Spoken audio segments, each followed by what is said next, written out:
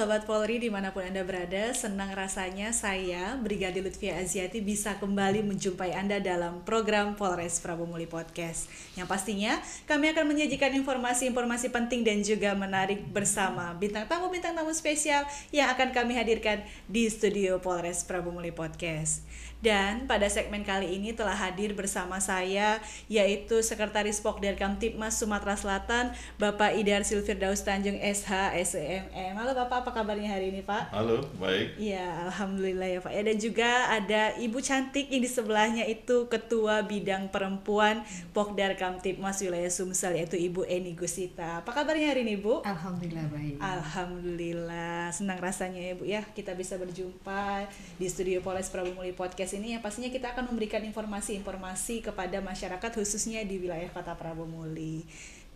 Nah, sebelum kita berbincang lebih lanjut dan lebih jauh lagi nih, sepertinya masih asing didengar oleh masyarakat kata Pokder Kamtibmas ini. Sebenarnya Pokder Kamtibmas ini apa sih Pak? Gimana sih Pak? Boleh coba dikenalin dulu nih Pak ke masyarakat. Jadi terima kasih. Siapa tadi namanya? Mbak Vivi panggilannya Pak. Mbak Vivi ya. Terima kasih. Ini memang kami harus memberikan pengetahuan kepada masyarakat tentang Pokder Kamtibmas sendiri. Jadi Pokder Kamtibmas sendiri itu adalah kelompok sadar akan Kamtibmas, ketertiban dan keamanan. Untuk keanggotaannya sendiri ini gimana Pak? Dan sudah tersebar di mana aja? Kalau kita keanggotaan secara nasional sih hampir 34 provinsi yang ada di Indonesia ini sudah terbentuk semua. Untuk Sumatera Selatan sendiri kita sudah terbentuk 17 kabupaten kota sudah ada, dan kita pun sudah melakukan pelantikan saat itu di Polda Sumatera Selatan yang dihadiri langsung oleh Ketua Umum Pokder Kamtibmas dari pusat, dan waktu itu tahun 2022 dilantik oleh Wakapolda waktu itu di Gedung Presisi ya. Iya, di Gedung Presisi. Nah, tadi kan Ibu Eni ini adalah sebagai Ketua Bidang Perempuan ya Bu ya. Betul. Berarti di dalam Pokder Kamtibmas sendiri ini banyak bidang-bidang yang ada di dalamnya. Ya, betul. Apa aja nih bidang-bidang yang ada di Pokder Kamtibmas ini? Ya, kalau dari kita salah satunya ya pemberdayaan perempuan. Ada lagi di bidang sosial. Kemudian banyak yang seperti struktur biasa lah. Jadi setiap organisasi itu dari ketua, sekretaris dan selanjutnya ada bidang politiknya sendiri juga ada, advokasi juga ada 8 subbidang kalau tidak salah. Salah satunya ya saya di bidang perempuan. Nah, berkaitan dengan hal tersebut, untuk tupoksinya sendiri apa nih Pak? Tugas pokok dan fungsinya ya sehari-hari berkaitan dengan Pokder Kamtibmas ini. Tugas pokoknya sudah jelas karena kita kelompok sadar akan ketertiban keamanan. Jadi orang-orang yang tergabung di dalam Pokder Kamtibmas ini orang warga negara yang sadar akan keamanan ketertiban dan membantu kepolisian di dalam melakukan penyadaran kepada tugas-tugas seharian, memberikan kesadaran, penyuluhan kepada masyarakat. Nah, jadi maka yang seperti pertanyaan Mbak Vivi tadi tentang apa sih bidang-bidang, salah satunya itu memberikan penyuluhan kepada masyarakat, pentingnya kesadaran hukum kepada masyarakat itu. Untuk kegiatan sendiri Pak, sejauh ini apa saja yang sudah dilakukan oleh Pokder Kamtibmas ini?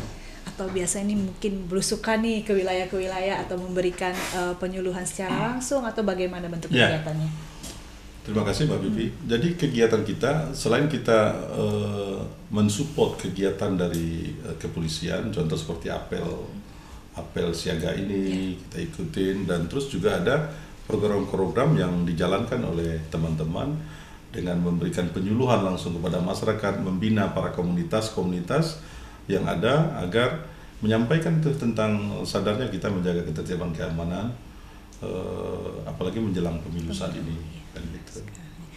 Untuk di bidang perempuan sendiri nih Bu, bagaimana kegiatannya? Kan biasanya apalagi sekarang ini masalah perempuan dan anak ini sungguh sangat menarik untuk dikaji sepertinya ya Bu ya, karena banyak sekali perempuan-perempuan dan anak-anak yang kadang menjadi korban dari kekerasan ini sendiri. Nah, bagaimana dari bidang perempuan sendiri menangani hal tersebut? Ya, alhamdulillah sejauh ini kita sedikit bukan dari pihak kepolisian jatuhnya, tapi kita lebih berdialog, berkomunikasi dengan organisasi-organisasi perempuan. Di sana kita memberikan edukasi bahwa kita sebetulnya perempuan ini sama kedudukannya, tapi ada topsis sendiri, terutama untuk program-program perempuan itu lebih ke rumah tangga, penguatan ke dalam bagaimana cara tantangan hidup, karena dengan pembulian ataupun kekerasan itu kan itu bisa berakibat untuk jangka panjangnya. Nah, itu kita adakan koordinasi ya dengan teman-teman dari ormas-ormas yang perempuan khususnya. Kita pernah kerjasama dengan Alpin, Aliansi Perempuan Poli di Indonesia. Ya, kita berikan betapa pentingnya perempuan itu, meskipun kita tidak boleh menyalahi kodrat, tapi kita sama haknya. Itu. Mungkin itu sementara, Mbak. Apalagi sekarang sudah banyak organisasi-organisasi yang ditangani oleh perempuan ya, banyak ya. sekali sekarang. Ya, jadi bisa juga untuk menambah kualitas diri bagi seorang perempuan itu sendiri. Ya, nah, sejauh ini untuk sinergitas dengan Polri, yang pastinya kan karena seperti Bapak sampaikan tadi bahwa Pokdar Kamtibmas ini adalah anak kandung ya Pak ya, dari Polri, yang pastinya sinergitasnya sudah terjalin sangat bagus ya selama ini. Sejauh ini bagaimana sinergitas Anda? Ya, alhamdulillah selama ini hubungan kita dengan pihak kepolisian, kalau kami di Pemda dengan Polda Sumatera Selatan itu cukup baik. Setiap kegiatan-kegiatan yang dilaksanakan oleh Polda, khususnya Bimas, itu selalu melibatkan kita di Pemda, kan gitu. Khususnya ini untuk kegiatan-kegiatan yang langsung ke masyarakat, langsung ke masyarakat diikutkan untuk Pokdar Kamtibmas ini. Contohnya ini kemarin kita ada siaga juga tentang Kautla ya. Oh iya, Kautla juga hadir kan gitu. Kita lihat di depan itu ada kegiatan apel koordinasi ya Pak ya, tentang cooling system, pengamanan Natal dan Tahun Baru 2024 serta pengamanan pemilu untuk tahun 2024. Nah, untuk rencana kegiatan sendiri dari Pokdar Kamtibmas ini, apa ada kegiatan-kegiatan khusus yang akan dilaksanakan? Ya, kita tentu memberikan penyuluhan terutama kepada pemilih bahwa betapa pentingnya kita menyadari bahwa ini adalah pesta demokrasi yang semua orang harus happy, berbahagia.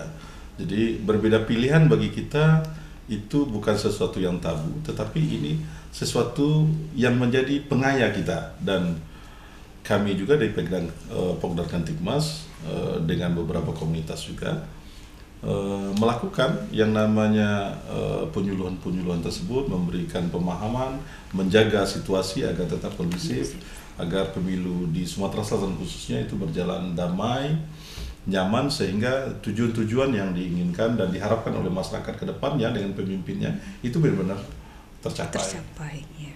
Karena kan kalau sudah ada keributan, kericuhan itu bahaya untuk seluruhnya ya. Bahaya untuk seluruhnya, bukan hanya pihak kepolisian yang menjaga, tapi kita sebagai masyarakat juga kan merasa was-was kan gitu.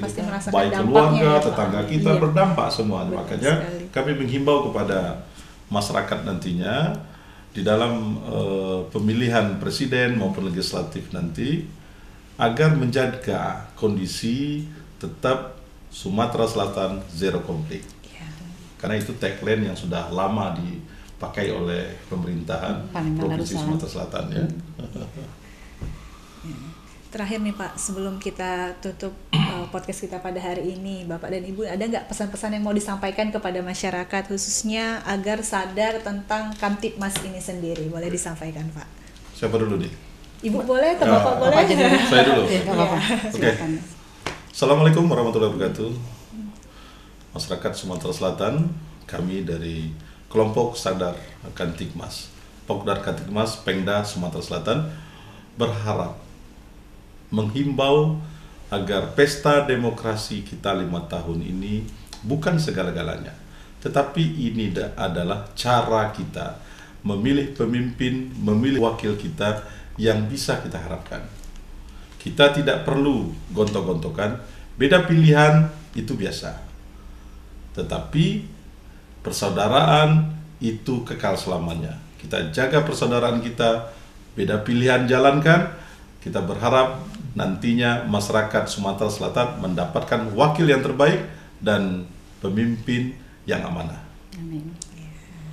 Bu, ini boleh Bu sampaikan juga nih pesan-pesan kepada masyarakat. Oke, makasih Mbak Bibi. Iya. Kami dari perempuan meminta ataupun menghimbau nanti pada saat demokrasi sedang berjalan, semoga nanti ibu-ibu yang tergabung ya, yang sudah kita kasih edukasi, itu ikut turun serta membantu dalam memantau ataupun memberikan suntikan berupa logistik lah ya, makanan, minuman. Jadi walaupun kita sebagai perempuan tidak turut di dalam konstelasi sama KPPS ya Pak ya, tapi kita harus membantu dari segi konsumsinya, karena kalau tidak diberikan bantuan sebagai kita perempuan atau mama kepada bapak-bapaknya, takutnya nanti jatuh sakit atau segala macam yang ada di lokasi ya. Tapi kalau kita kasih servis segala macam, pokoknya penting mereka mengerjakan sesuai dengan tugas mereka dan diberikan juga servis ataupun pelayanan dari ibu-ibu di sekitarnya, mudah-mudahan akan berjalan dengan lancar nantinya. Mungkin itu. Yang pastinya perlu peran aktif dari seluruh lapisan masyarakat ya Pak ya, baik dari yang paling bawah sampai yang paling atas. Jadi keamanan itu bukan hanya milik polisi. Benar tetapi sekali. masyarakat juga harus menjaga itu. Iya, benar sekali. Gitu. Karena nggak cukup ya Pak, polisi cuma berapa ribu untuk menjaga seluruh seluruh 6 juta lebih kan. Tapi jangan tinggalkan emaknya ya. Ibu-ibu jangan ditinggalkan juga. Iya, ibu-ibu sangat penting. Apalagi seperti Ibu sampaikan tadi, logistik makanan. Iya, betul. Jadi kalau ada kesadaran-kesadaran itu, tentu akan semakin menggairahkan sebenarnya. Jadi politiknya politik happy, politik bahagia, politik yang membahagiakan, bukan politik yang menakutkan. Iya, benar sekali. Ya, itu tadi perbincangan kita dengan Pokder Kamtibmas untuk wilayah Sumatera Selatan dengan Bapak Idarsil dan juga Ibu Eni. Bapak dan Ibu, terima kasih atas kesempatannya sudah memberikan informasi yang sangat menarik pastinya kepada masyarakat, khususnya wilayah Prabu Muli, dan juga bisa meningkatkan kesadaran akan Kamtibmas pastinya. Dan kami sampaikan juga kepada masyarakat Kota Prabu Muli khususnya yang memerlukan bantuan polisi, bisa menghubungi call center Polri di nomor 110 atau call center Polda Sumatera Selatan di nomor 0813 70002 110, atau bisa juga menghubungi melalui call center Polres Prabu Muli dengan nomor 0813 7387 110. Sekali lagi kami mengucapkan terima kasih Bapak dan Ibu atas kehadirannya. Semoga kita bisa berbincang lagi di lain kesempatan. Amin. Dan apa yang menjadi harapan kita pada podcast kali ini bisa tersampaikan kepada masyarakat. Amin. Sekian podcast kita kali ini. Saya Brigadir Lutfia Aziati. Sampai jumpa dan salam presisi.